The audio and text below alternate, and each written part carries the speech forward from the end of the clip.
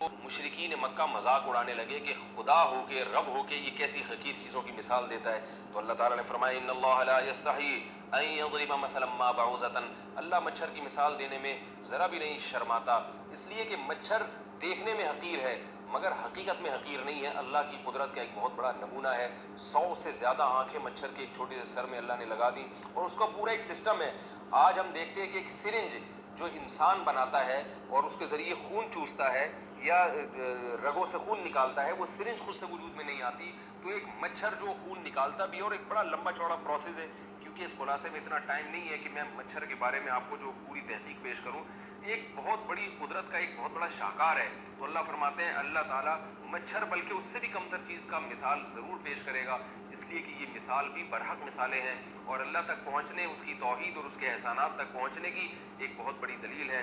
فَأَمَّا الَّذِينَ آمَنُوا، جو ایمان لانا چاہتے ہیں وہ تو یقین کر لیں گے کہ یہ مثال بالکل برحق ہے، اور جو چاہتے ہی نہیں ہیں تو فَيَقُولُونَ مَاذَا أَرَادَ اللَّهُ بِهَذَا مَثَلًا، وہ یہ اعتراض کرتے رہیں گے کہ اللہ اس قسم کی مثالیں کیوں دے رہا ہے. اسی میں اللہ تعالیٰ نے اس صورت میں انسان کی پیدائش کی ابتدا کیسے ہوئی، کیونکہ ایک بہت بڑا سوال ہے. اس وقت تاریخ لکھنے والا کوئی مورخ پیدا نہیں ہوا تھا اور یہ دنیا میں ایک بہت بڑا اشکال ہے کہ انسان کی ابتدا کیسے ہوئی. ظاہر ہے وہی ذات بتا سکتی ہے جس نے انسان کو پیدا کیا. تو اللہ فرماتے ہیں وَإِذْ قَالَ رَبُّكَ لِلْمَلَائِكَةِ، ہم نے ایسے انسان کی ابتدا کی کہ پہلے فرشتوں سے ان کو ہم نے ذکر کیا، ان کو بتایا ہم نے کہ ہم ایک مخلوق پیدا کرنا چاہتے ہیں زمین میں اپنا نائب اور خلیفہ. تو فرشتوں نے کہا آپ زمین میں ایسی مخلوق پیدا کر رہے ہیں جو فساد مچائے گی. تو اللہ نے کہا عَلَمُ مَا لَا تَعْلَمُونَ، میں انسان کے بارے میں وہ کچھ جانتا ہوں جو تم نہیں جانتے. اور بتایا اللہ تعالیٰ نے کہ انسان کو ہم نے آدم علیہ السلام کو چیزوں کے نام سکھائے، خواص بتائے اور فرشتے اس سے عاجز ہو گئے. تو اللہ تعالیٰ فرماتے ہیں کہ ہم نے کہا کہ میں نے کہا تھا کہ میں وہ کچھ جانتا ہوں جو تم نہیں جانتے. کیا مطلب؟ اس آدم میں ہم نے علم کی صلاحیت رکھی ہے، یہ چیزوں کو سیکھ سکتا ہے، اور جو چیزوں کو سیکھ سکتا ہو، علم کے حصول کی جس میں صلاحیت ہو، وہی زمین میں خلافت کا حقدار ہوتا ہے. پھر اللہ تعالیٰ نے بتایا کہ آدم علیہ السلام کو کس طرح شیطان نے بہکایا اور جنت سے وہ درخت کھلوا کے جنت سے باہر نکالا. اور اللہ تعالیٰ نے آدم علیہ السلام کو کہا کہ اپنی اولاد کو قیامت تک کے لیے یہ اعلان کر دیں اپنی اولاد میں کہ اما یاتینکم منی ھدی، میری طرف سے ہدایت آتی رہے گی، جو میری اس ہدایت کی پیروی کرے گا، پیغمبروں کی مان کے چلے گا، فلا خوف علیہم ولا هم یحزنون، وہ دوبارہ اسی جنت میں داخل ہو جائیں گے. اور جو انکار کریں گے اولئک اصحاب النار، وہ جہنم کی آگ میں داخل ہوں گے جس میں وہ ہمیشہ رہیں گے. کیونکہ یہ قرآن اہل اسلام کو دیا گیا ہے. اس سے پہلے جو دنیا میں قومیں آئیں ان کو بھی اللہ نے آسمانی کتابیں دی تھیں.